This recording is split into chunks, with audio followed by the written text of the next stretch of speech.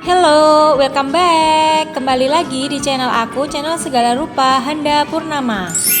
Nah, video yang udah aku rekomendasiin yang pertama itu, ini kita lanjut di FR aku yang kedua. Ini juga pengalaman pribadi aku. Cuman aku lupa ingat jenis soalnya kayak apa. Cuman aku mengingat materi itu tuh masuk di materi kayak yang mana kayak gitu. Jadi aku ingat, cuman lupa ingat. Gimana tuh? Jadi di FR pedagogik pengalaman pribadi aku yang kedua ini cuman ada beberapa, tapi tidak bisa detail seperti yang FR aku yang pertama. Jadi aku nggak bisa memastikan betul contoh soalnya kayak gimana, cuman seputaran yang akan kita bahas ini nanti. Oke? Sebelum kita lanjut, sebagai bentuk partisipasi kalian, dukungan ke saya atau ke channel aku, jangan lupa untuk subscribe, like, comment, share, komen di bawah jika ada yang ditanyakan. Oke, untuk FR aku yang pertama itu tentang kecerdasan peserta didik.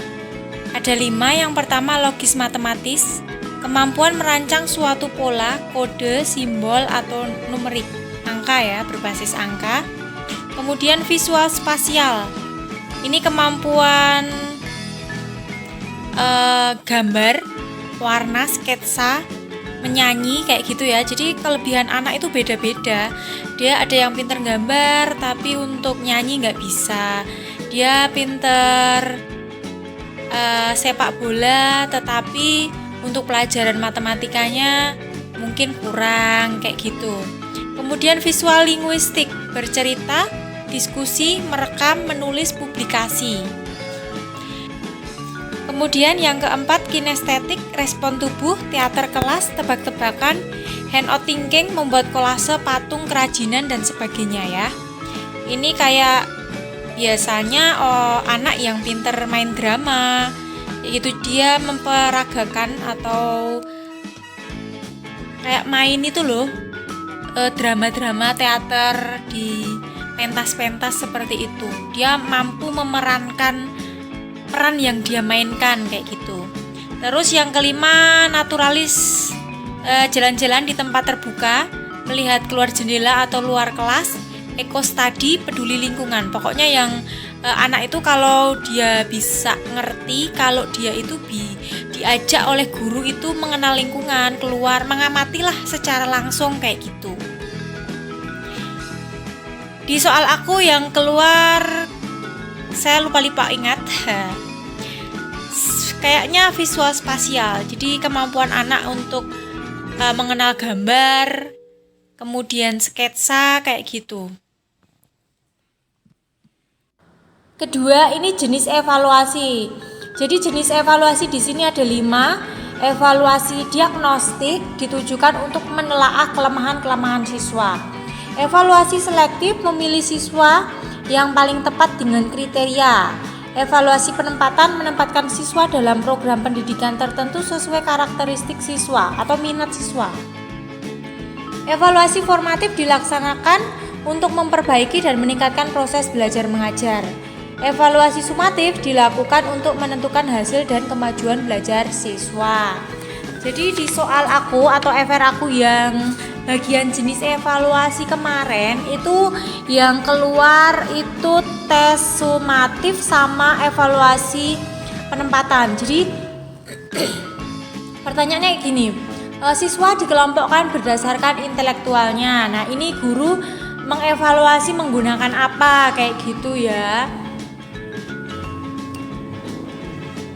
Kemudian untuk yang kalau formatif sama sumatif ini jelas sekali bisa kita bedakan. Kalau formatif itu seperti FR aku yang pertama, kalau formatif itu untuk kemajuan belajar, memperbaiki kayak gitu, misalnya tugas, portofolio, terus apa lagi ya, tes akhir bab, akhir tema kayak gitu, biasanya dilakukan di situ.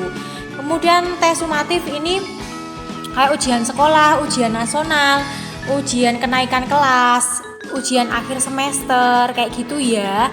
Jadi ini menurut aku mudah, cuman memang soalnya itu lebih ke studi kasus kayak gitu. Jadi kita harus fokus dulu apa maksud dari soal itu baru kita ngeh.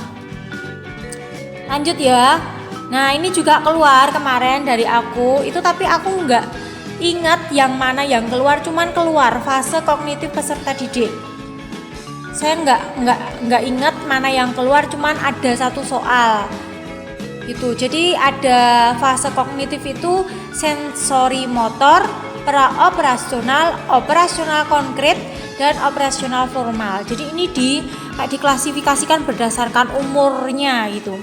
0 sampai 2 tahun itu dinamakan sensori motor. Ini biasanya adalah baby ya, atau baby atau anak itu ya, bisa kita sebut baby atau anak. Kemudian praoperasional itu umur 2 sampai 7 tahun. Ini sekitar PAUD sampai taman kanak-kanak gitu. Kemudian operasional konkret itu 7 sampai 11 tahun. Nah, ini kira-kira anak SD lah ya, sekolah dasar. Kemudian yang 4 operasional formal ini umur 11 sampai dewasa, sekitar SMP lah, SMP sampai perguruan tinggi atau bahkan sampai ya menikah atau tua gitulah, pokoknya lebih dewasa gitu. Kalau nggak salah yang keluar itu aku yang operasional konkret, kalau nggak salah tuh yang 7 sampai 11 tahun, tapi soalnya tuh gini. Kalau nggak salah ya, itu gini. Anak itu belajar dengan menggunakan alat peraga secara langsung. Nah, ini fase yang cocok atau fase yang pas ini digunakan untuk fase mana gitu. Nah, menurut aku kalau untuk alat peraga itu kan digunakan untuk anak-anak SD ya. Operasional konkret. Ya, itu dah. Lanjut untuk kemampuan rasional. Jadi kemampuan rasional di soal aku itu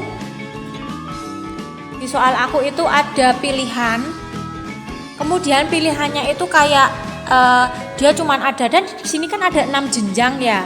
Kemampuan rasional itu ada mengingat, mengerti, menerapkan, menganalisis, evaluasi, dan mencipta.